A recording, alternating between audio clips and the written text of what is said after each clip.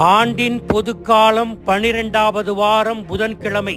நற்செய்தி பகுதி மத்தேயு பிரிவு 7 அருள்வாக்குகள் 15 தொடக்கம் 20 வரை.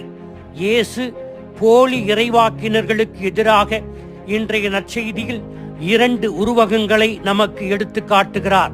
ஒன்று ஆட்டுத்தோல் அணிந்த ஓநாய்களின் உருவம், 2 மரம் அது தரும் கனி. இன்றைய நவநாகரிக உலக மேம்போக்கான உலகத்திலே வெளிப்புறத்தின் தோற்றத்தை வைத்து தீர்ப்பிடுகிறோம். இன்றைக்கு கார்ப்பரேட் முதலாளிகளால் நடத்தப்படும் கல்வி நிறுவனங்களில் பெரும்பான்மையான பள்ளிக்கூடங்கள் தோற்றத்தை அலங்காரப்படுத்தி காண்பிக்கின்றன. தரத்தில் அவை கோட்டை விடுகின்றன.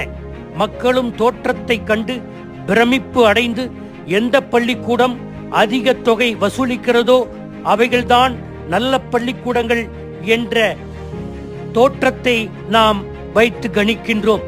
அதே போல இயேசு இன்றைய நற்செய்தியில் ஆன்மீகத்திலும் ஆன்மீக வெறுமை கொண்டவர்கள் ஆன்மீக ஆழம் உள்ளவர்களாக தோற்றமளிக்கப்படுகிறார்கள். அவர்கள் உண்மையான உருவம் ஓநாய்தான். ஆனால் அவர்கள் செம்மறி ஆடுகளைப் போல தங்களை காட்டிக் கொள்கிறார்கள். அதனால்தான் இயேசு ஒருவன் உண்மையான இறைவாக்கினனா அல்லது போலி இறைவாக்கினனா என்பதை அவன் செயல்களில் பார்க்க சொல்லுகிறார். முட்செடிகளில் திராட்சை பழங்களையும் அத்திப்பழங்களையும் பறிப்பவர்களாக நாம் இருக்கக்கூடாது என்று சொல்லுகிறார். எப்படி அதனை நாம் நல்ல பழங்களை அத்தி அந்த முட்செடிகளில் பறிக்க முடியாதோ, தீயவனும் நல்ல கனிகளை தர முடியாது என்று இயேசு சொல்லுகிறார். இதற்கு நமக்கு உய்த்துணர்வு ஞானம் வேண்டும், டிசர்ன்மெண்ட். நன்மை செய்கிறோம் என்ற போர்வையில் தவறாக வழிநடத்தும் போலி இறைவாக்கினர்கள் இருக்கிறார்கள். போலி இறைவாக்கினர்கள் தங்களின் சுயநலத்திற்காகவே அனைத்தையும் செய்கிறார்கள். அவர்களுடைய சுயநலம் பல வடிவங்களில் இருக்கலாம். ஒரே ஒரு உதாரணத்தை சொல்லுகிறேன். பயன்படுத்த கார்களை விற்கும் விற்பனையாளர் கார் வாங்கக்கூடிய திறனோடு ஒருவர் வந்திருக்கிறார் என்பதை உணர்ந்து ஒரு குறிப்பிட்ட காரை காட்டி அதன் மகத்துவத்தை பிரம்மாண்டமாக விவரிக்கிறார். இந்த அற்புதமான காரை நீங்கள் வாங்குவதற்கு கொடுத்து வைத்திருக்க வேண்டும் என்று பசப்பு வார்த்தைகளை சொல்லி ஏமாற்றி விற்க முனைகிறார்.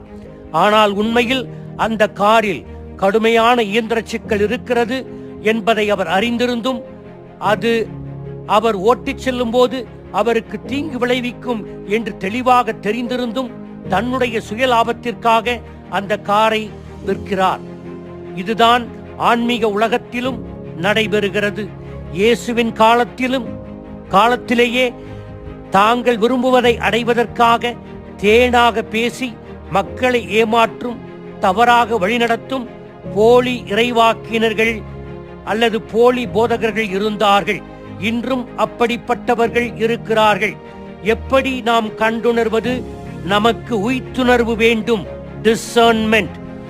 எனவே தூய ஆவியானவரிடம் நாம் கேட்க வேண்டும், ஆண்டவரே, உண்மையான போதகரையும் போலி போதகரையும் அடையாளப்படுத்த எங்களுக்கு உய்த்துணர்வு திறனை தாரும் என்று கேட்க வேண்டும்.